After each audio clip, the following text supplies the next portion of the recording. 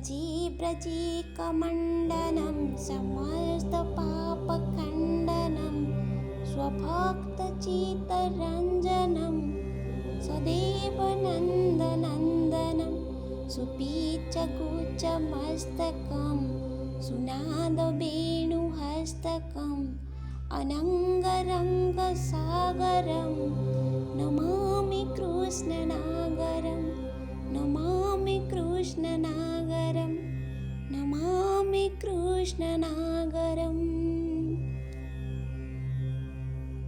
प्रिय भक्त दर्शक बंधु, आपण मानंकु आपणकर अति प्रिय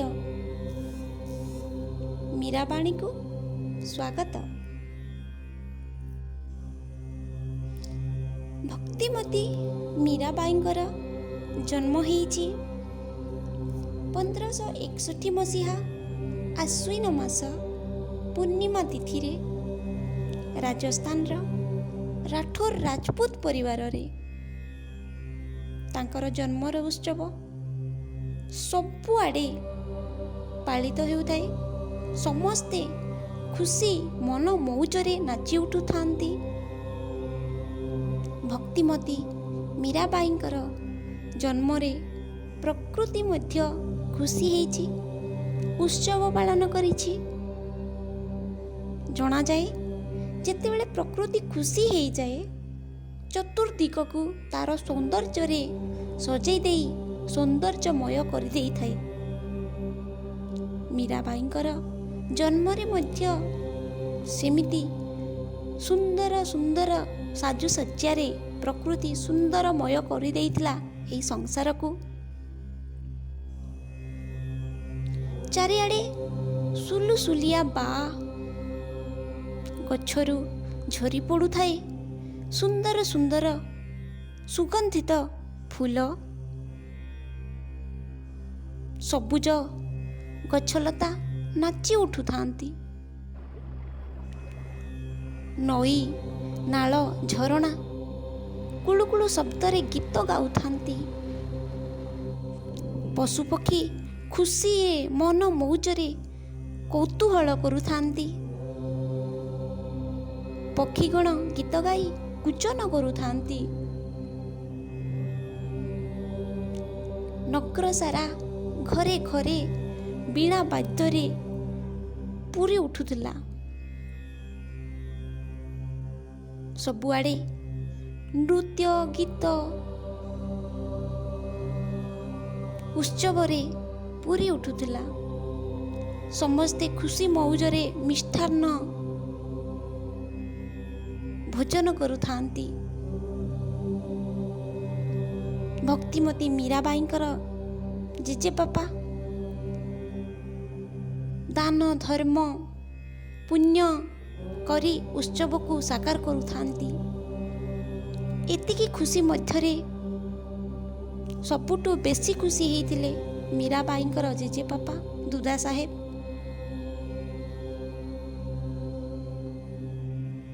तांकर बापा मध्य खुशी थिले काहेकि ना विवाह बहु वर्ष परे गोटे कन्या संतानर प्राप्ति हेइची। किंतु जो माने मीराबाई को झियो हिसाब रे पाई उदासित हेइथिले सेमानंकु खुशी करिबा पाई संतुष्ट करिबा पाई तांका भूल को सुधारिबा पाई दुदा साहेब एक दोहा कहिथिले। राम भजत बिटिया भली भोलो ना विमुख कुपूत सबरी तो बैकुंठ गई और धुंधकारी भयोभूत। दुदा साहेब एही दोहा माध्यमरे समस्तंकु कहिबाकु चाहुथिले जे सुशील थिबा दुई कूलकु हित करुथुबा भजन करुथुबा भगवान को भल पाउथुबा झियो जेपरी सबरी भगवान को प्राप्ति होई निज को उद्धार करी निज कूल को उद्धार करी वैकुंठ को प्राप्ति होइथिले। सेही भली झियो दरकार ନା କୁପୁତ୍ର, ଯିଏକି ବ୍ରାହ୍ମଣ କୂଳରେ ଜନ୍ମ ହୋଇ ବ୍ରାହ୍ମଣ ହୋଇ ଧୁନ୍ଦୁକାରେ ଯେପରି ଭୂତ ହୋଇଥିଲେ ସେହିପରି କୁପୁତ୍ର ଦରକାର।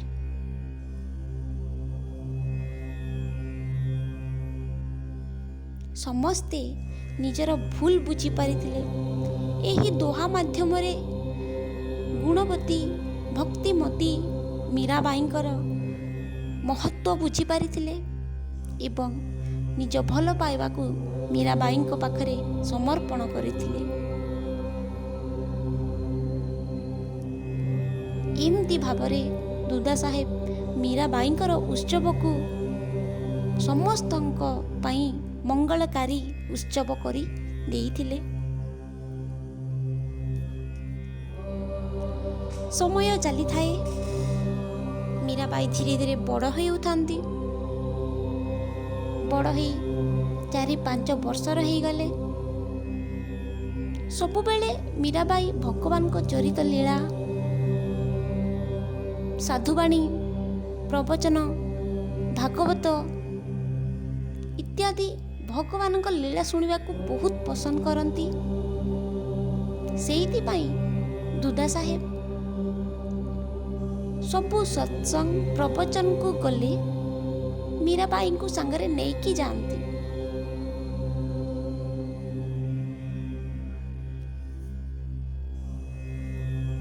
ଥରେ କ'ଣ ହେଇଛି ନା, ଯେତେବେଳେ ମୀରାବାଈ 4-5 ବର୍ଷର ହେଇଥାନ୍ତି, ଦୁଦା ସାହେବ ଏକ ସତ୍ସଙ୍ଗକୁ ମୀରାବାଈଙ୍କୁ ନେଇକି ଯାଇଥାନ୍ତି। ମୀରାବାଈ ସେହି ପ୍ରବଚନକୁ ଭକ୍ତିର ସହକାରେ ଧ୍ୟାନର ସହକାରେ ଶୁଣୁଥାନ୍ତି। ପ୍ରବଚନ ଚାଲିଥାଏ। ପ୍ରବଚନରେ ଭଗବାନ ଶ୍ରୀକୃଷ୍ଣଙ୍କର ଲୀଳା ଚାଲିଥାଏ। ସେହି ଲୀଳାରେ ମୀରାବାଈ ଏତେ ମଜି ଯାଆନ୍ତି ଯେ କେତେବେଳେ କାନ୍ଦି ପକାନ୍ତି ତ କେତେବେଳେ ଭାବ ବିହୋର ହେଇଯାଆନ୍ତି।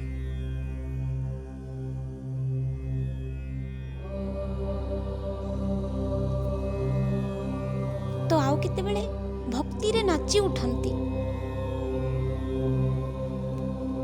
କଥା ଚାଲିଥାଏ। ଆସିକି ସନ୍ଧ୍ୟା ହେଲା। କଥାର ବିରାମ ସମୟ ଆସିଲା। କଥା ଶୁଣଉଥିବା ସାଧୁ ମହାରାଜ ସମସ୍ତଙ୍କୁ କହିଲେ, ପ୍ରିୟ ଭକ୍ତ, ଆପଣମାନଙ୍କର ଯଦି କିଛି ପ୍ରଶ୍ନ ପଚାରିବାର ଅଛି ଆପଣ ପଚାରି ପାରନ୍ତି, ମୁଁ ଉତ୍ତର ଦେବି। ସମସ୍ତେ କହିଲେ, ସାଧୁ ମହାରାଜ, ଆପଣ ପ୍ରବଚନ ଶୁଣେଇଲେ, ଆମେ ଶୁଣିଲୁ, ବୁଝିଗଲୁ, ସେଇଥିପାଇଁ ଆମର କିଛି ପ୍ରଶ୍ନ ନାହିଁ। କେହି କେହି ତ ଭାବୁଥାନ୍ତି ସନ୍ଧ୍ୟା ଆସିକି ହେଲାଣି, ଘରେ କେତେ କାମ ପଡ଼ିଥିବ, ମା ଝିଅମାନେ ବୋହୂମାନେ ଏମାନଙ୍କର ଘର କାମ ତ କରିବାର ସମୟ ଅନୁସାରେ ଅଛି। ତ ସେମାନେ ତରତର ହେଇ ଉଠି ପଳେଇ ଯାଉଥିଲେ। ଏମିତି ଭାବରେ ସମସ୍ତେ କହିଲେ, ସାଧୁ ମହାରାଜ, ଆମର କିଛି ପ୍ରଶ୍ନ ପଚାରିବାର ନାହିଁ।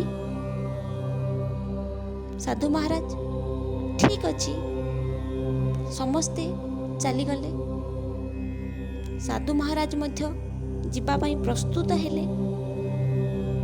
ଠିକ୍ ସେତିକି ବେଳେ ତାଙ୍କୁ ଲାଗିଲା ଯେ ପଛପଟୁ କେହି ତାଙ୍କୁ ଅଟକେଇବାକୁ ଚେଷ୍ଟା କରୁଛି। ସାଧୁ ମହାରାଜ ପଛପଟକୁ ବୁଲି ଚାହିଁଲେ, ଦେଖିଲେ କୁନି ଝିଅଟେ ତାଙ୍କୁ ରୋକିଛି। ସାଧୁ ମହାରାଜ ଟିକେ ଆଚମ୍ବିତ ହେଲେ, ପଚାରିଲେ, ଝିଅ କ'ଣ ହେଲା? ଝିଅର ଆଖିର ଧାର ଲୁହରେ ଭରି ଯାଇଥିଲା। ସାଧୁ ମହାରାଜ, କ'ଣ ହେଲା ଝିଅ? କିଛି ପ୍ରସାଦ ଦରକାର? କିଛି ଭୋଗ ଖାଇବ? କୁନି ଝିଅଟାଏ କହୁଥାଏ, ମହାରାଜ, ଆଜି ଆପଣ ଯାହାଙ୍କ ଲୀଳା, ଯାହାଙ୍କ ଚରିତ ଆପଣ ଶୁଣାଉଥିଲେ, ସେ ଭଗବାନ, ସେ ମହାପ୍ରଭୁ ବହୁତ ବିଚିତ୍ର।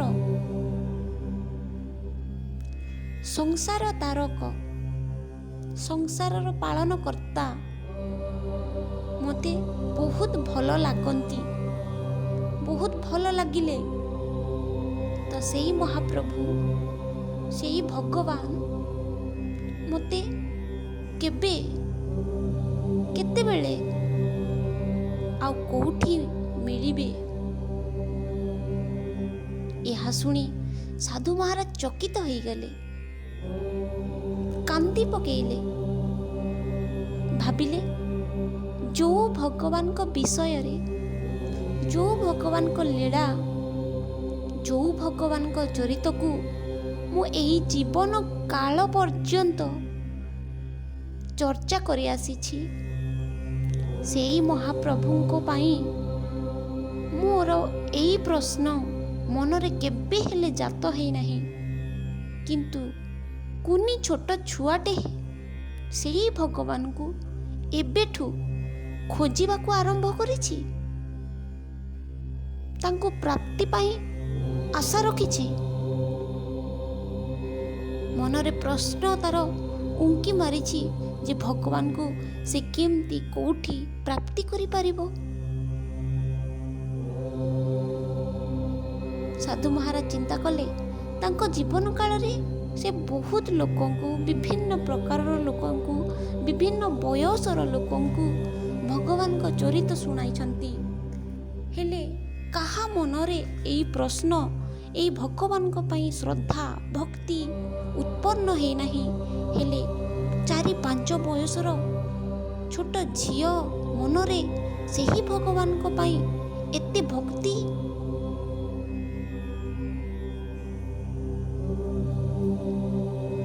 ସାଧୁ ମହାରାଜ କାନ୍ଦି ପକେଇଲେ, କୁଣ୍ଡେଇ ପକେଇଲେ କୁନି ଝିଅଟାକୁ। ତାଙ୍କ ମନ ଖୁସିରେ କୁଣ୍ଡେ ମୋଟ ହେଇଯାଉଥାଏ ଛୋଟ ଛୁଆର ପ୍ରଶ୍ନ ଶୁଣିକି। ସେ ଦୁଦା ସାହେବଙ୍କୁ ଡାକିଲେ, କହିଲେ, ଏ ଝିଅ ସାମାନ୍ୟ ଝିଅ ନୁହଁ, ଏ ଝିଅ ନିଜେ ଉଦ୍ଧାର ସହିତ ଆପଣଙ୍କର କୂଳକୁ ବି ଉଦ୍ଧାର କରିବାର ଝିଅ। ଇଏ ଅଲୌକିକ, ତାର ଭକ୍ତି ଅସୀମ, ସେ ଭକ୍ତି ମତି ହବ।